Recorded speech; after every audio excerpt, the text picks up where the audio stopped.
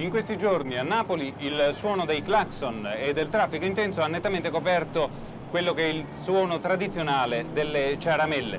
Un traffico intenso, abbiamo detto, che meno male oggi però è leggermente scemato, anche perché non piove. La prima giornata dopo tante giornate di pioggia, di sereno, anche se il sole non splende. In ogni caso però i negozi di Napoli sono stati tutti pieni di gente. Prima era con gli ombrelli, oggi si è mossa con maggiore facilità. Soprattutto i mercati del pesce sono stati assaliti, presi d'assalto dai napoletani, così come vuole d'altra parte la tradizione. Ora noi, per fare gli auguri di Napoli a voi tutti, abbiamo scelto un personaggio napoletano, Nino Taranto.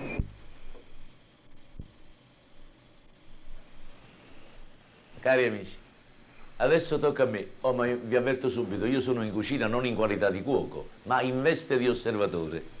Già, come vedete, osservo, assaggio, scruto. In altre parole, presenzio, assisto, sorveglio, perché in questa cucina, come in tutte le cucine del mondo, oggi si decidono le sorti di un vero, di un autentico, lieto Natale. Ma il fatto di essere sorvegliante alla cucina non mi impedisce di dovervi fare gli auguri più fervidi. E come li volete questi? Scusate un momento. Mamma, ma il pollo dove è andato a finire? Ah, scusate. Dunque dicevo, come li volete questi auguri? Siate sinceri, potete parlare con tutta franchezza. Come vi interessano da parte di Nino Taranto gli auguri? Quelli di Ciccio Formaggio, quelli dell'ubriaco in Vino Veritas, quelli del fidanzato in Agata o quelli del malato in Maggiacurà? Scegliete voi, senza complimenti. Come? Volete quella da Ciccio Formaggio? E perché no? Eccomi qua.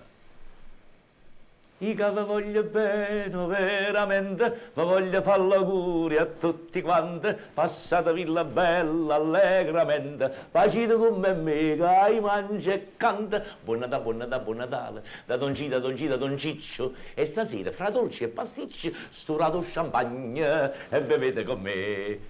E buona fine e buon principio a tutti.